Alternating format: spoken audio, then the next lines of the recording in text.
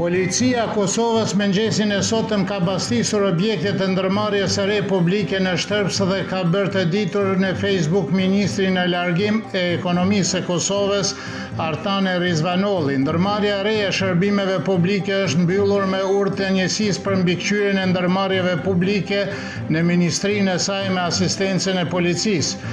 Rizvanolli publikisht kërkoi hetim urgjent përsiç ajo përfitimet dhe dëmet e sjella nga veprimet e kësaj kompanie publike që punonte në sistemin e Republikës së Serbisë.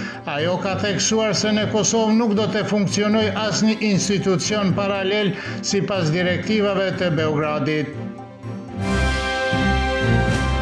Policia e Kosovës mëngjesin e sotëm ka vullosur zyrat e fondit PIO dhe shërbimit kombëtar të punësimit në Leposavish dhe ka ndaluar punëtorët për intervistë informative si dhe drejtorin e ushqimit social Kopaunik, zyrtar të cilët ndodheshin në të njëjtin kat të objektit. Shërbimi kombëtar i punësimit i Republikës së Serbisë ofronte shërbime për personat e papunë dhe punëdhënësit, ndërsa fondi PIO ofronte sigurimet pensionale, invaliditetit për qytetarët.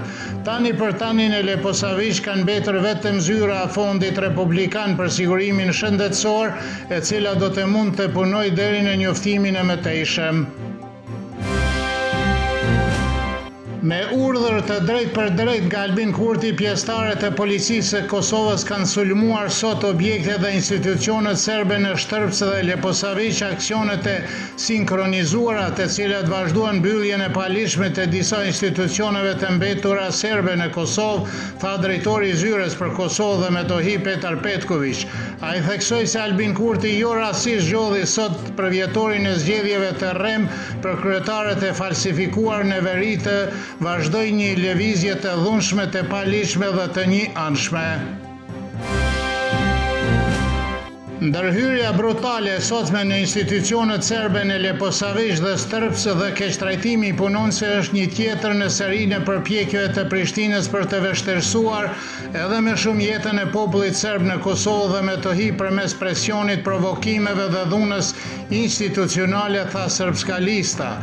Është e qartë se kjo lëvizje autoriteteve në largim në Prishtinë është një përpjekje e llogaritur për të larguar vëmendjen nga paaftësitë e tyre, për të siguruar stabilitetin politik dhe për të zgjedhur kryetarin e kufendit, përfundon deklarata e listës serbe.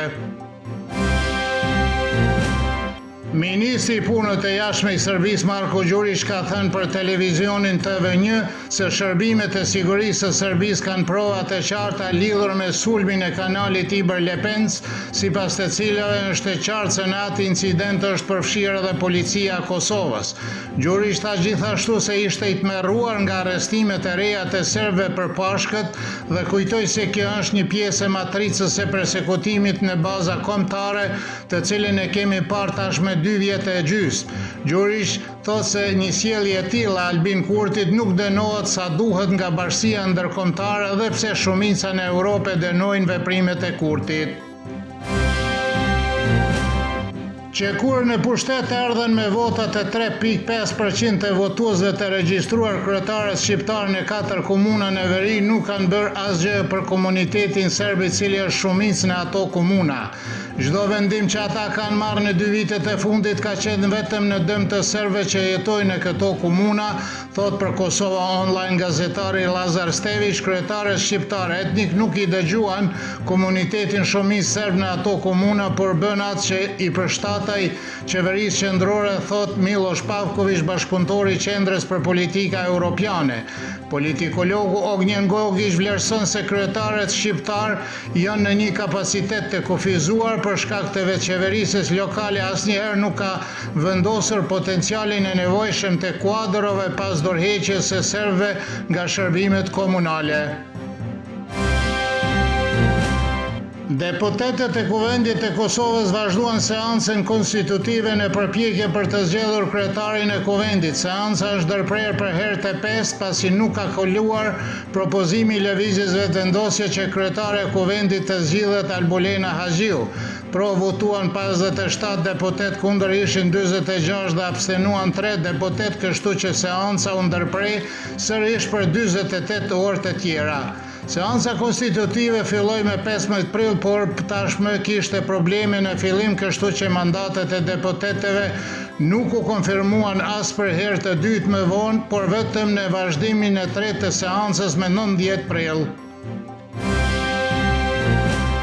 Moti nesër në Serbi do të jetë me vranësirat e pjeshme, ko pas koha me reshje shiu dhe stohi, do të ketë kushte për shtrëngata dhe rrebeshe me bollshme dhe breshër. Do të fryjë le deri mesatare veri perëndimore, temperatura mëngjesi do të sillet nga 8 deri në 14, kurse ajo maksimale ditore prej 18 deri në 24 gradë Celsius.